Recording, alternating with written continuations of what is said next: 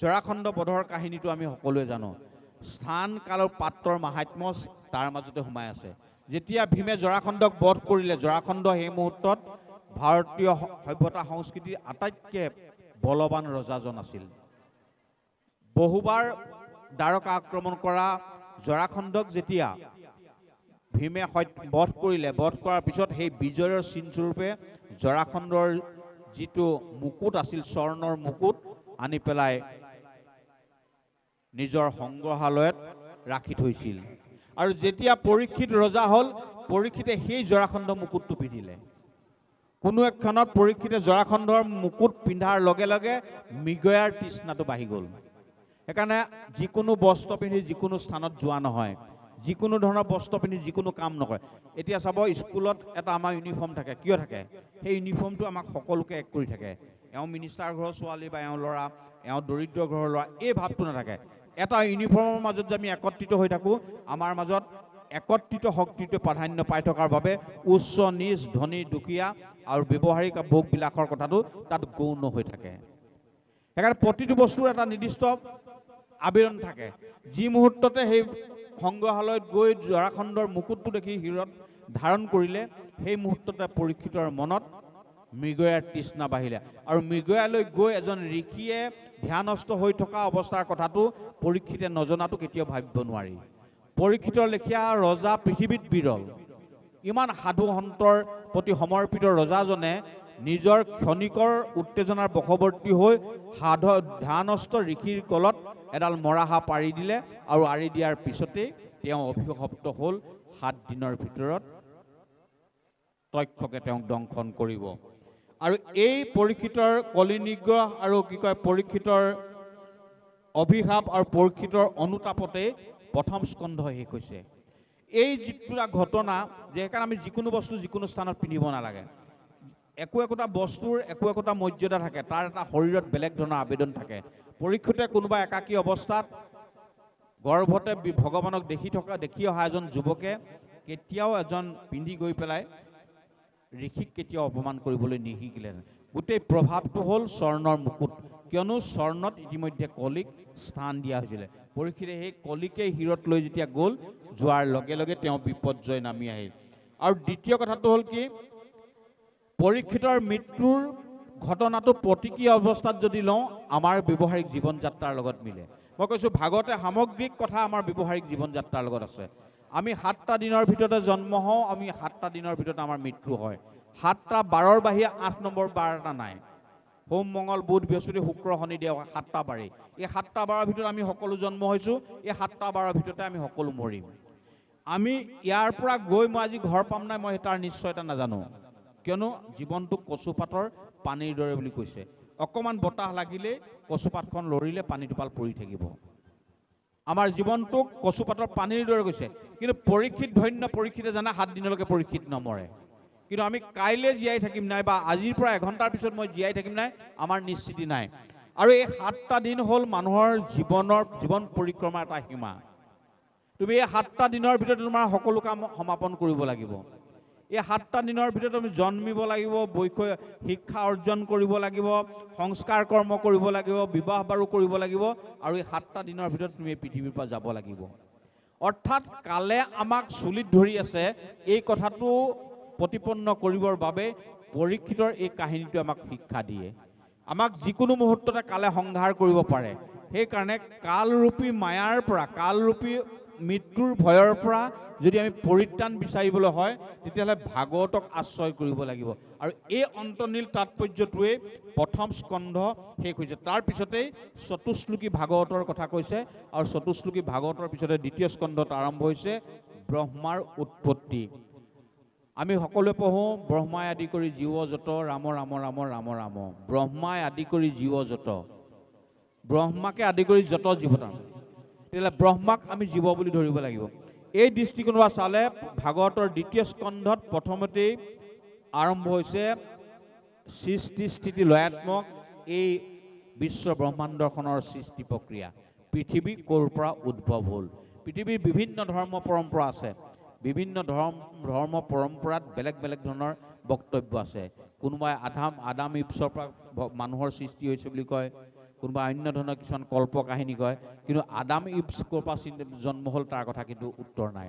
কণীটো আগত নে কুকুৰাজনী আগত, এই প্ৰশ্নটোৰ কেতিয়াও উত্তৰ নোলায়। কণীটোৰ পৰা কুকুৰাজনী, কুকুৰাজনীৰ পৰা কণীটো, এই প্ৰশ্নটো কোন আগত কোনো উত্তৰ দিব নোৱাৰে। কিন্তু সনাতন ধৰ্ম পৰম্পৰা বিশুদ্ধ ধৰ্ম পৰম্পৰা। এই পৰম্পৰা কৈছে কি পানীৰ পৰা জীৱৰ উৎপত্তি। আপুনি চাবচোন, আমি যে মিনাৰেল ৱাটাৰ বুলি যিটো খাওঁ, বটল এটা নি 6 মাহমান থৈ দিব ঘৰত, থৈ দিয়াৰ পিছত দেখিব তাত এনেকৈ এনেকৈ বস্তু এটা লৰি থাকে, কিন্তু চিল কৰি থোৱা আছিলে। জীৱটো কেনেকৈ হ'ল? জলৰ পৰা জীৱ সৃষ্টি প্ৰথম বিশ্বক সন্ধান দিছে সনাতন ধৰ্ম পৰম্পৰাই। এই জীৱ সৃষ্টিৰ সামগ্ৰিক যিটো প্ৰক্ৰিয়া, কেনেকৈ কি কয় মহতাদি তত্ত্ববিলাকৰ মাজত সংঘৰ্ষ হৈ কেনেকৈ সকলোখিনি সৃষ্টি হ'ল, এই সৃষ্টিৰ পৰা জলৰ পৰা কেনেকৈ জীৱৰ উৎপত্তি হ'ল, এই সামগ্ৰিক কথা দ্বিতীয় স্কন্ধৰ মাজত আছে। দ্বিতীয় স্কন্ধৰ মাজত আছে। আৰু আমি প্ৰায়ে এটা শব্দ কওঁ অম্বা। অম্বু মানে হ'ল পানী।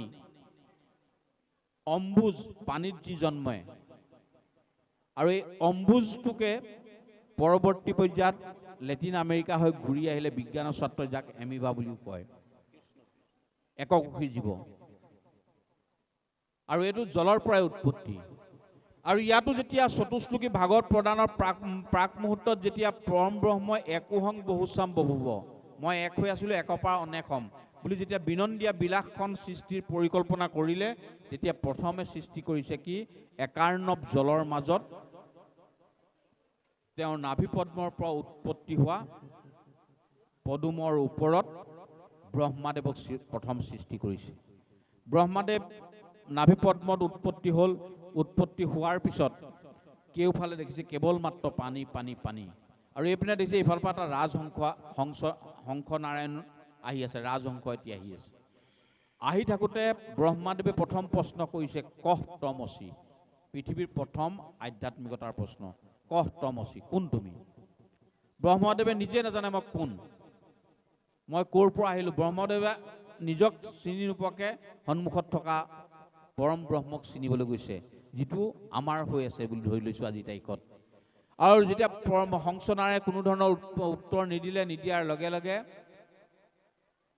ব্ৰহ্মাদেৱ ধ্যানস্থ হ'ল, গমি চালে কি হৈ আছে। আৰু যেতিয়া ধ্যানস্থ হোৱাৰ লগে লগে তেওঁৰ কাণত ব্যঞ্জনমালাৰ 2টা বৰ্ণ তেওঁৰ কাণত পৰিলে, দন্তীয়া ত প, ত প।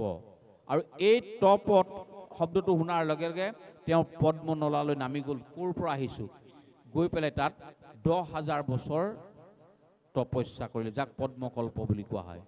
আৰু 10,000 বছৰ তপস্যা কৰোঁতেই পৰম ব্ৰহ্মই সেই পদ্মনলাতেই তেওঁক বৈকুণ্ঠ দৰ্শন কৰাইছে। দৰ্শন কৰাৰ পিছত তেওঁক 4টা শ্লোকত ভাগৱত দিছে। ভাগৱত কিয় দিছে? যে ব্ৰহ্মাক সৃষ্টিৰ ৰচনাৰ দায়িত্ব দিব। যদি সৃষ্টিৰ ৰচনাৰ দায়িত্ব দিয়াৰ পূৰ্বে যদি ভাগৱত ধৰ্ম গ্ৰহণ নকৰে, তেতিয়াহ'লে সেই সৃষ্টিত তেওঁ বিমোহিত হৈ পৰিব আৰু সৃষ্টি হৈ পৰিব বিকলাংগ। কিয়নো মোহৰ পৰাই সকলো অপকৰ্ম উৎপত্তি হয়। সেইকাৰণে তেওঁক প্ৰথমেই চতুশ্লোকী ভাগৱত প্ৰদান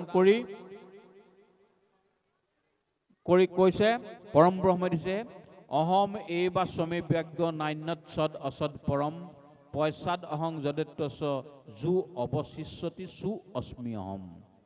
4টা শ্লোকত ভগৱানৰ স্বৰূপ নিৰ্ণয় কৰিছে। কৈছে মোৰ আদিতেও কোনো নাই, মোৰ কি কয় এই বিশ্ব ব্ৰহ্মাণ্ডৰ আদিতেও মই, মধ্যতো মই আৰু সমাপ্তিটো ময়ে থাকি যাম। সৃষ্টিৰ আদিতে মই আছোঁ, সেইকাৰণে সৃষ্টিৰ সংৰচনা কৰিছোঁ। সৃষ্টিৰ মাজত মই সোমাইছোঁ, সৃষ্টিক চৈতন্য কৰিছোঁ। আৰু সৃষ্টি যেতিয়া বিনাশ হ'ব, বিনাশৰ পিছত সকলো মূৰ্তে লয় পাব। অহম এইবা স্বমে ব্যজ্ঞ নান্যত সদ অসদ পৰম পয়সাদ অহং জু অৱশিষ্যতি সু অস্মি। শেষত যি অৱশিষ্ট থাকিব সেয়াও মই। তাৰপিছতে কৈছে ঋতেথয়ং যৎ প্ৰতিয়েত ন প্ৰতিয়েত সৎমনি তদ্বিদ্যাৎ আত্মনো মায়া যথা ভাসু তথা তমো। এই পৃথিৱীত যিটো কেতিয়াবা কোনোবা এটা বস্তু থাকোঁতেও দেখা যায় ঋতেথয়ং যৎ প্ৰতিয়েত ন প্ৰতিয়েত সৎমনি তদ্বিদ্যাৎ আত্মনো মায়া, থাকোঁতেও যিটো দেখা নাযায়, নাথাকোঁতেও যিটো দেখা যায়, সেয়া হ'ল মোৰ দ্বিতীয় শক্তি মায়া। এতিয়া ৰাহু নামৰ গ্ৰহ এটা আছে, আমি দেখি নাপাওঁ, কিন্তু কেতিয়াবা চকুটো খজুৱালে এনেকৈ এই তলুৱাখনৰ আগটোৱে মোহাৰি দিলে ভিতৰত দিনতে ঢেৰ তৰা দেখা যায়। থাকোঁতেও দেখা নাযায়। কেতিয়াবা চাবচোন, এতিয়া পূৰ্ণিমাৰ নিশা পানী অকণমান লৰাই পেলাই চাবচোন, জোনটোক চাব, এগালমান জোন দেখিব, কিন্তু জোন এটাহে আছে, চন্দ্ৰ এটাই, কিন্তু সেই চন্দ্ৰমা এগাল চন্দ্ৰ। থাকোঁতেও যিটো দেখা নাযায়, নাথাকোঁতেও যিটো দেখা যায়, সেয়া মোৰ জানিবা দ্বিতীয় শক্তি মায়া। খুব গৰমৰ দিনত ক'লা আলকেটেৰা দিয়া ৰাস্তাটো যদি বহুত আঁতৰলৈ চাই যায় দেখিব পানী এখিনি থকা লেখীয়া লাগে, কিন্তু গৈ পাব পানীখিনি নাপায়। অৰ্থাৎ থাকোঁতে যিটো দেখা নাযায়, নাথাকোঁতেও যিটো দেখা যায়, সেয়া হ'ল মোৰ দ্বিতীয় শক্তি মায়া। মোক তুমি কি বুলি ভাবিবা? মোক তুমি সোণৰ দৰে ভাবিবা। সোণৰ অৱস্থিতি আৰু মোৰ অৱস্থিতি একেই। কেনেকুৱা? আদিতে যেতিয়া সোণ যেতিয়া খনিত আছিল, তাক কোৱা হয় সোণ। তাৰপিছত খনিৰ পৰা সোণ আনি যেতিয়া সোণাৰীৰ হাতত দিলে, সোণাৰীয়ে তাক কি কৰিলে? ভাঙি কাটি বিভিন্ন ধৰণৰ অলংকাৰ বনালে, ফুলি, চেইন, আঙঠি, গামখাৰু, ঢেৰ নাম পালে, কিন্তু সেয়াও সোণ। আৰু পিছত যেতিয়া সেই ডিজাইনখিনি পুৰণা হোৱাৰ পিছত আকৌ যেতিয়া গলাই নতুন ডিজাইন কৰিবলৈ যাব, যেতিয়া গলাই দিব তেতিয়া অৱশিষ্ট কি থাকিব? সোণ। অৰ্থাৎ আদিতেও সোণ, মধ্যত বিভিন্ন দেহৰ মাজত থকাৰ কাৰণে এইটো কুকুৰৰ শৰীৰ, এইটো গাধৰ শৰীৰ, এইটো মানুহৰ শৰীৰ, এইটো ম'হৰ শৰীৰ, নাম বেলেগ পালে, কিন্তু মূলভূত বস্তুটো এক চৈতন্য। যেনেকৈ সোণ, খনিটো সোণ হিচাপে আছিল, সোণাৰীয়ে আনি তাক বিভিন্ন ধৰণৰ অলংকাৰ বনালে, তাৰ নাম বেলেগ হ'ল, কিন্তু মূলভূত বস্তুটো সি সোণ। আকৌ সেই অলংকাৰখিনি গলাই দিয়াৰ পিছত কি থাকিব? সি সোণেই থাকিব। গতিকে তুমি মোক সেইদৰে ভাবিবা। আৰু মোক কেনেকৈ ভাবিবা? যথা মহান্তি ভূতানি ভূতেষু বা বশেষ বনু পবিশ্যন্তি তথা তেষু ন তেষু অহম। পঞ্চভূত বাহিৰতো আছে, ক্ষিতি, অপ, তেজ, মৰুত, বোম, বাহিৰতো আছে। আৰু পঞ্চভূতৰে পৰুৱাটোৰ পৰা তিমি মাছটোলৈকে পঞ্চভূতৰে গঠিত। ঠিক মই প্ৰত্যেক জীৱৰ মাজতো আছোঁ, আৰু মই পঞ্চভূতৰ দৰে সুকীয়াকৈও আছোঁ। তুমি মোৰ স্বৰূপটো পঞ্চভূতৰ দৰে জানিবা। মই প্ৰত্যেক জীৱৰ মাজত অন্তঃস্থিত ভগৱান হিচাপে আছোঁ, আৰু মই পৰম ব্ৰহ্ম হিচাপে সুকীয়াকৈ আছোঁ। তাৰপিছত কৈছে, এতাৱৎ দেৱ জিজ্ঞাসা তত্ত্ব জিজ্ঞাসু নাৱহে অন্যয় ব্যতিৰেকে ভাং যৎ সাত সৰ্বদা। এই সমগ্ৰ কথা তুমি জ্ঞানীসকলৰ লগত অন্যযুক্ততাই তুমি আলোচনা কৰিবা। আৰু মহাপুৰুষজনাই এই চতুশ্লোকী ভাগৱত ভাগী পদত উল্লেখ কৰিছে, জগতৰ পূৰ্বে মই মাত্ৰ থাকোঁ জান, কাৰ্য কাৰণত কিছু নাছিলে ক আন। মোক মাত্ৰ দেখিও ক সৃষ্টিৰ মধ্যত, দেখা শুনা মানে হবে মই বিচাৰত। মই মাত্ৰ অৱশেষে থাকোঁ অন্তত, কুণ্ডল ভাঙিলে যেন সোণা স্বৰূপত। পিন্ধি থাকোঁতে সি কুণ্ডল আছিলে, ভাঙি দিয়াৰ লগে লগে সি সোণ হ'ল। সোণৰ পৰাই কুণ্ডল হ'ল, কুণ্ডলৰ পৰা ভাঙি দিলে আকৌ সোণ হ'ল।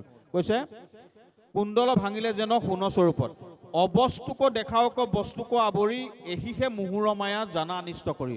অবস্তুক বস্তু হিচাপে মই দেখাওঁ, আৰু সেইটো কি? মোৰ দ্বিতীয় শক্তি মায়া।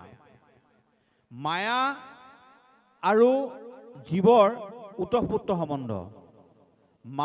জীৱ মায়াধীন আৰু ভগৱান হ'ল মায়াধীশ, কাৰণ ভগৱানে মায়াক সৃষ্টি কৰিছে, আৰু জীৱক ভগৱানে সৃষ্টি কৰিছে, আৰু সেই জীৱ আকৌ মায়াধীন হৈ আছে।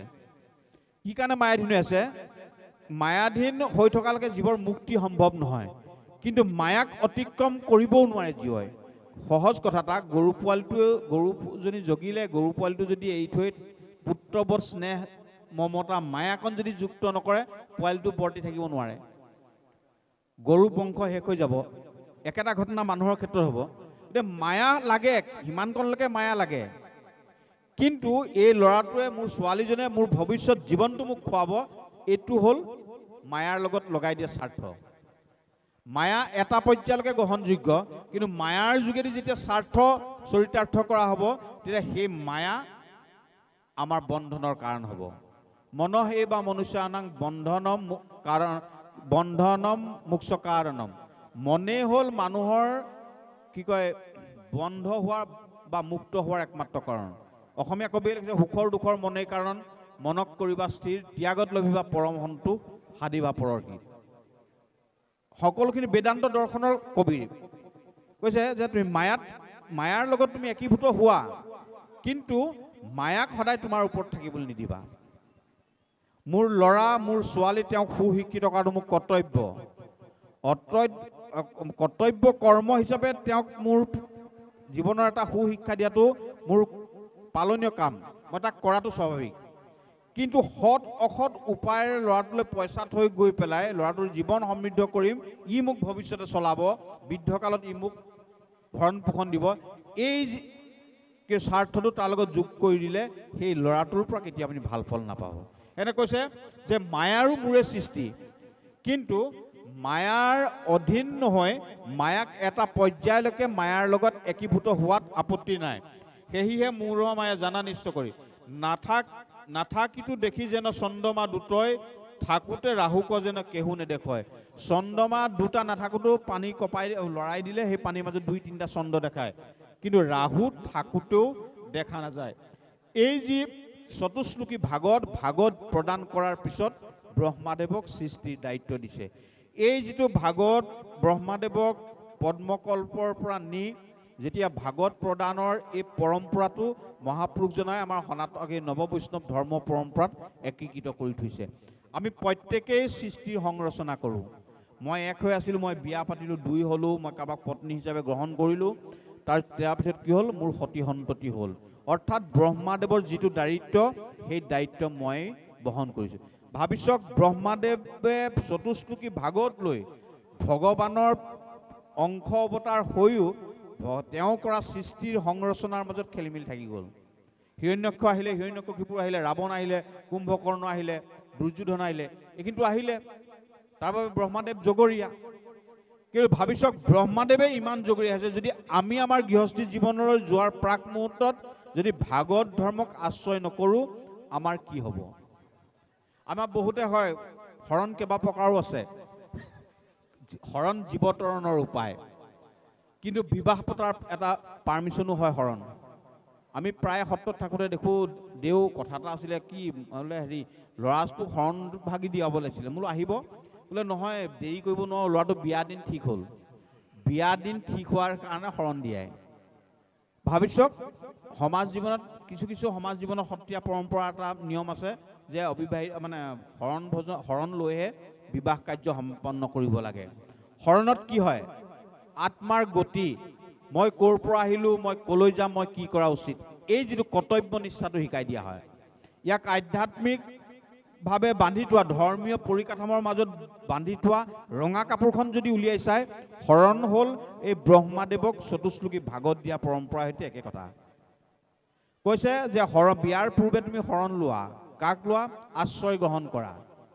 যেতিয়ালৈকে তোমাৰ জীৱনটো কাৰোবাৰ প্ৰতি ভয় থাকিব, ল'ৰাটো ক্লাছ 9লৈকে থাকোঁতে ঠিক আছিলে, মাক বাপেকে তাক চলাব পাৰিছিল, 10লৈ পোৱাৰ পিছত সি ভালদৰে মেট্ৰিক পাছ কৰিলে, কৰাৰ পিছত বিভিন্নজনে তাক আদৰণি জনালে, জনাৰ পিছত তাৰ পঢ়াৰ ষ্টাইলটো বেলেগ হৈ গ'ল।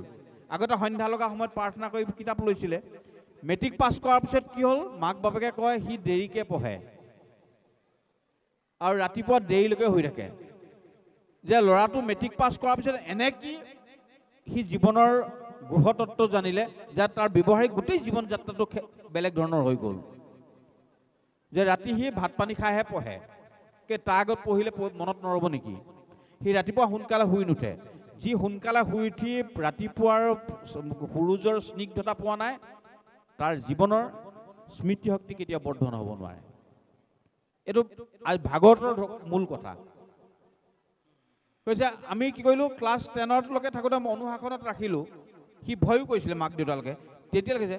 তাৰপিছত হায়াৰ ছেকেণ্ডেৰীত পাই কয়, জানো দেউ কি হ'ল, ল'ৰাটো পিছলে মেট্ৰিক ভালকৈ পাছ কৰিছিলে, তাৰপিছত হায়াৰ ছেকেণ্ডেৰীত 3rd ডিভিজনহে পালে। যে ল'ৰাটোৰ কোনো পৰিৱৰ্তন হোৱা নাই। সি প্ৰাপ্তিৰ নিচাত থাকোঁতে মাক বাপেকে তাক এনেধৰণে ৰাখিবলৈ গ'ল যে সি সৰ্বজান হৈ পৰিলে। ফলস্বৰূপে তাৰ হঠাতে তাৰ আত্মনিয়ন্ত্ৰণৰ অধিকাৰটো তাৰ হাতলৈ দি দিলে। দি দিয়াৰ লগে লগে সি তাৰ যি ইচ্ছা তাকে কৰিলে। সি কোনখিনি ইচ্ছা চৰিতাৰ্থ কৰিব, যিখিনি ইন্দ্ৰিয়জ। আজি বোলে জুবিন গাৰ্গৰ প্ৰগ্ৰেম এটা আছে বা আজি কোনোবা শিল্পী এজনৰ প্ৰগ্ৰেম আছে, সেইটো চাবলৈ তাৰ মন যাব। আগতে সি সুধিব লাগিছিলে, 3বাৰ মূৰত গৈ বাপেকক সুধিলেহেঁতেন যে দেউতা মই এনেকৈ প্ৰগ্ৰেম চাবলৈ যাম বুলি, কেইটাত আহিবি? প্ৰথম প্ৰশ্নটো হ'ল, মই ভাত খোৱাৰ আগতে পাবহি লাগিব। এইটো অনুশাসন। এই যিটো অনুশাসন ব্যৱস্থাটো যি মুহূৰ্ততে আমাৰ পৰা আঁতৰি গ'ল, সেই মুহূৰ্তৰ পৰা আমাৰ যিটো প্ৰগতিৰ পথটো স্তব্ধ হৈ গ'ল বা স্থবিৰ হৈ গ'ল। সেইকাৰণে ইয়াত কৈছে কি যে তুমি সংসাৰ ধৰ্ম পালন কৰাৰ আগতে ঈশ্বৰমুখী চিন্তা চেতনাৰ মাজত যোৱা। ঈশ্বৰে তোমাক স্বজন কৰিছে আৰু ঈশ্বৰে তোমাক আজি এখন সৌভাগ্য দিছে। গতিকে এই ঈশ্বৰৰ প্ৰতি যিটো অনুশাসনমূলক ব্যৱস্থা, ঈশ্বৰৰ প্ৰতি যিটো ভয়, মই কি কৰিছোঁ মোৰ ঘৰৰ মানুহে এতিয়া নাজানে, কিন্তু ভগৱানটো জানে। সৰ্বক্ষণত সৰ্বদ্ৰষ্টা ৰূপে চাই থকা ভগৱানৰ প্ৰতি যিটো ভয় বা ভগৱানৰ প্ৰতি যিটো শ্ৰদ্ধা, এইটো শৰণৰ যোগেদি শিকোৱা হয়।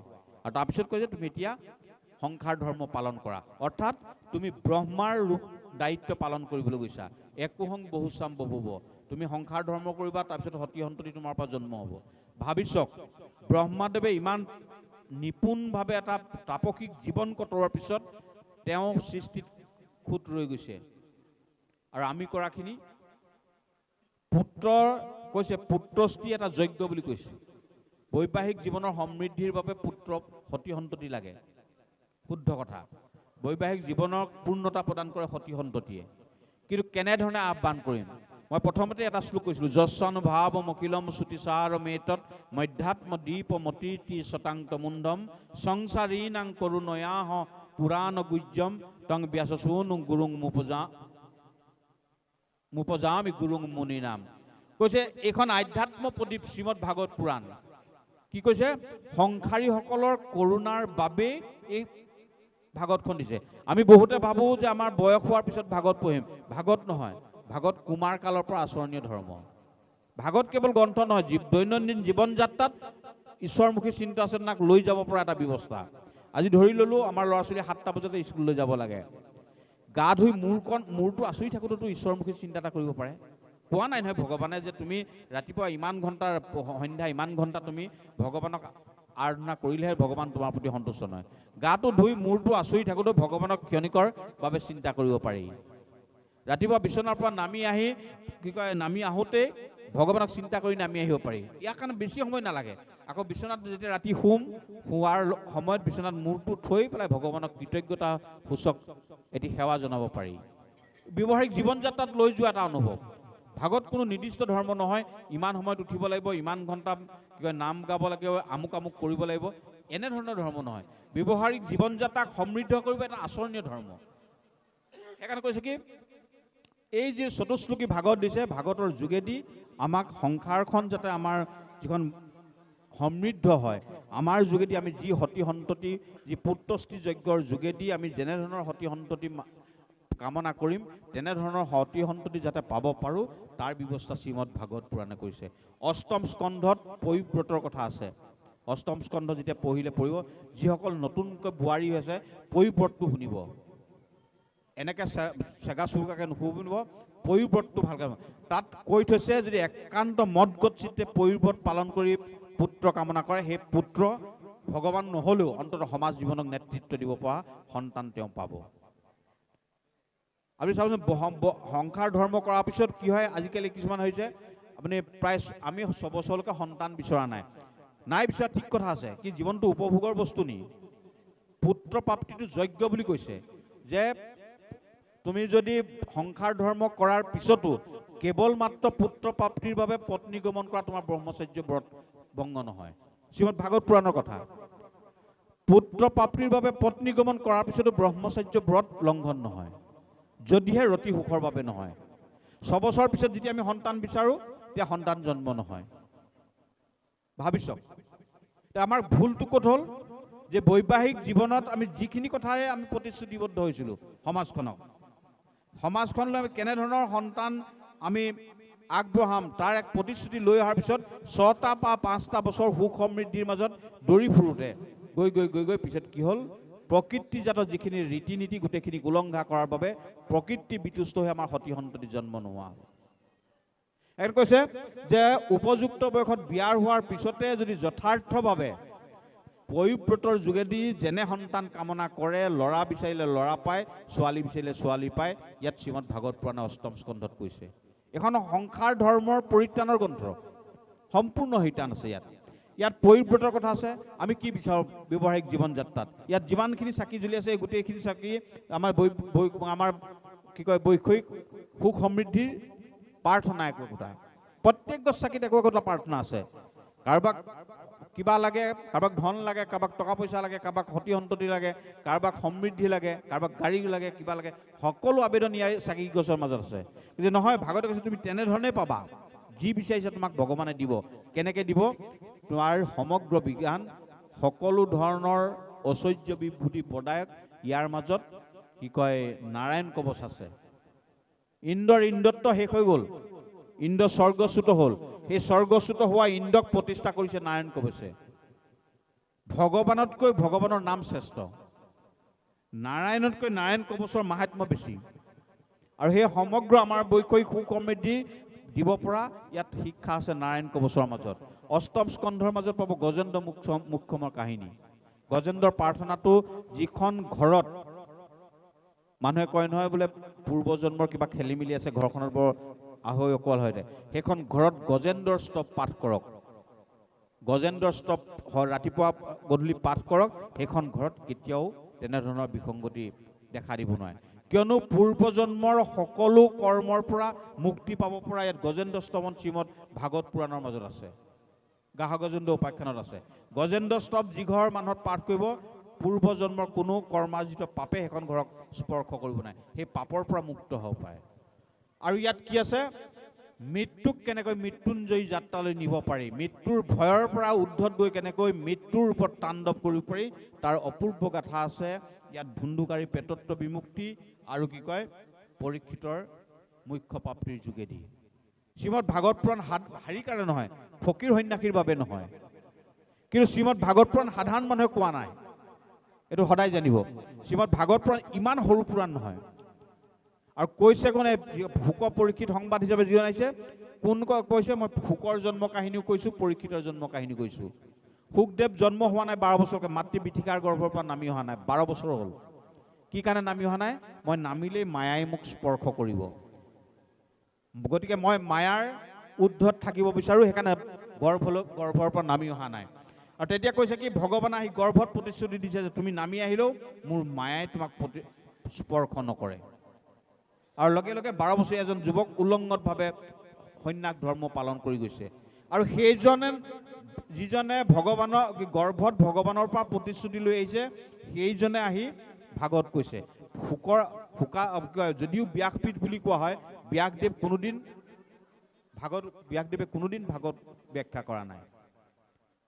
ব্যাসদেৱে ভয় কৰিছে ভাগৱত প্ৰণয়ন কৰাৰ পিছত। যদিও তেখেতে ভাগৱত প্ৰণয়ন কৰাৰ পিছত ভাগৱত মই কাক প্ৰদান কৰিম বিচাৰি ফুৰিছে, কাকো পোৱা নাই। তেওঁৰ পিতৃ ব্যাসদেৱৰ পিতৃ কি কয় পৰাশৰ আছে, পৰাশৰৰ ককাক বশিষ্ঠ আছে, বিশ্বামিত্ৰ আছে, গৌতম আছে, গোটেইখিনি ঋষিমুনি আছে, কিন্তু কাকো ভাগৱত দিব পৰা নাই। ভাগৱত কাক দিব লাগিব? ভাগৱত দিবলৈ হ'লে কি কৈছে? নিৰ্মত চৰাণাং চতাং।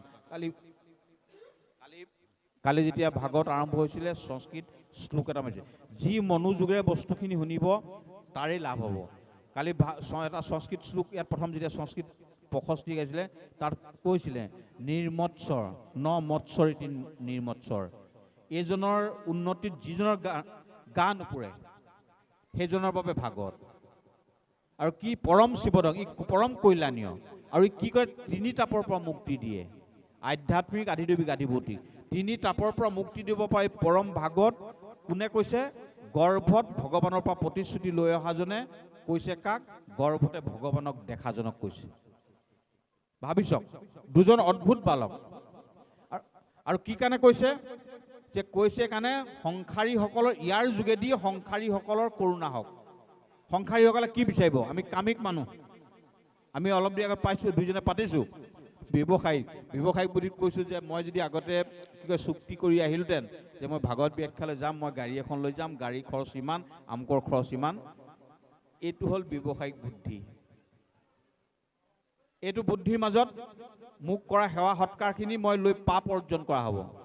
মোক যে ভৰি ধুৱাই আনিলে, মোক এনে আদৰ আশ্বাস কৰিলে, এইখিনিয়ে মোক পূৰ্বৰ চুক্তি ৰাখি মই কাম যদি কৰোঁ, সেইটোৱে মোক এইখিনি গ্ৰহণ কৰাত পাপৰ ভাগি কৰিব।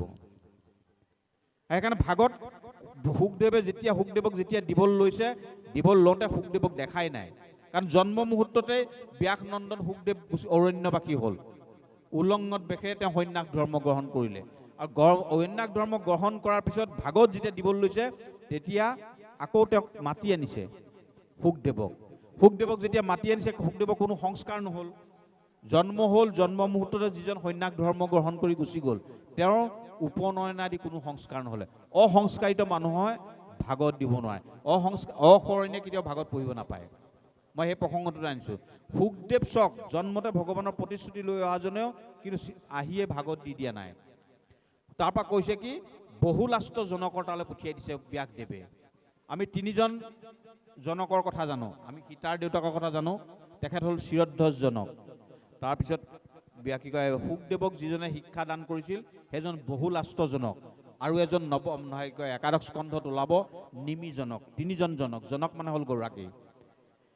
এই বহুলাষ্ট জনকৰ তালৈ ব্যাসদেৱে শুকদেৱক পঠিয়াই দিছে।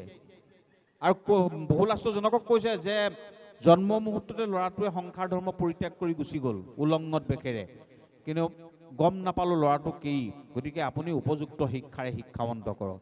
যেতিয়া বহুলাষ্ট জনকৰ তাত গৈ শুকদেৱ উপস্থিত হৈছে, 7 দিন 7 ৰাতি সোমাবলৈ নিদিলে। দুৱৰীয়ে ক'লে আপোনাক মহাৰাজে ইয়াতে ৰ'বলৈ অপেক্ষা কৰিবলৈ কৈছে। 7 দিন 7 ৰাতি বাহিৰত থিয় কৰাই থ'লে। থোৱাৰ পিছত ৰজাই প্ৰহৰীক কৈছে যে প্ৰথম মুখখন প্ৰত্যক্ষ কৰিবা, খং উঠিছে নাই। প্ৰহৰী আহি ক'লে যে মহাৰাজ, প্ৰথম যিখন মুখ দেখিছিলোঁ চিৰসেউজ নিষ্পাপ এখন মুখেই আজিও বিৰাজমান হৈছে। বোলে লৈ অনাৰ পিছত তাত দিব্য কোঠৰীৰ মাজত সুন্দৰী ৰমণীৰ মাজত তেওঁক উপৱেশন কৰাইছে। তাৰপিছত নিহে কাম, ক্ৰোধ, লোভ, মোহৰ সকলোখিনি পৰীক্ষা হোৱাৰ পিছত তেওঁক কি কয়, উপনয়ন আদি সংস্কাৰ কৰাৰ পিছত 6 আঙুল বস্ত্ৰ পিন্ধাইছে। কৌপিনধাৰী দিগম্বৰ। আগতে পূৰ্ণ দিগম্বৰ আছিল, এই ভাগত দিবৰ কাৰণে তেওঁক কৌপিনধাৰী দিগম্বৰ কৰিছে। আৰু 6 আঙুল বস্ত্ৰ পিন্ধাই তেওঁক ভাগত প্ৰদান কৰিছে। চক সংস্কাৰ নোহোৱাকৈ ব্যাসদেৱে পুত্ৰক ভাগত দিয়া নাই, পুত্ৰ মোহত অন্ধ হোৱা নাই। আজিকালি এই যে প্ৰতিযোগিতাটো, মাতষাৰ ভাল হ'লেই ভাগত পাঠ কৰিব পাৰি, ভাগতলৈ যাব পাৰি, কিন্তু ভাগত এটা যজ্ঞ, এইটো পাঠযজ্ঞ। ইয়ালৈ কেনেকৈ আহিব লাগিব, আজি ইয়াত যিকেইজন আছে, দিনত তেখেতলোকে কি কয় ফল মূল বা বৰ বেছি গৰু ঘিউ দিয়া ৰুটি এখন হয়তো খাইছে স্বাস্থ্যজনিত কাৰণত। শৰীৰং আদ্যম খলু ধৰ্ম সাধম, শৰীৰটো ভালে থাকিলে ধৰ্ম কৰা হ'ব, সেইকাৰণে ন্যূনতম কিবা এটা খাইছে। আৰু ৰাতি যি খাইছে কোনো তেল হালধি নোহোৱাকৈ খাইছে, কোনো এনেধৰণৰ মচুৰ দাইল ব্যৱহাৰ কৰা নাই, জলকীয়া ইচ্ছা আছে যদি ব্যৱহাৰ কৰা নাই, অতি টেঙা নাই খোৱা, এটা সাত্বিক জীৱন লৈ ইয়াত ভাগৱত পাঠ কৰিছে। এইটো পাঠযজ্ঞ। যদি আপোনালোকে সেই পাঠযজ্ঞত আহি পাঠ নুশুনে, ভাগৱতৰ অন্তৰ্নীল বিষয়বস্তুৰ মাজত অৱগাহন নকৰে, এখেতলোকৰ শ্ৰমটো অতলৈ যাব। তেখেতলোকে ফল পাব ভগৱানৰ দিব্য লীলা শ্ৰৱণ কীৰ্তন কৰাৰ বাবে, আৰু কীৰ্তন কৰাৰ বাবে যি ফল পাবলৈ তেখেতলোকে পাব, কিন্তু ৰাইজৰ যিটো প্ৰচেষ্টা, এই প্ৰচেষ্টাটো কেতিয়াও সাকাৰত্ব লাভ নকৰিব।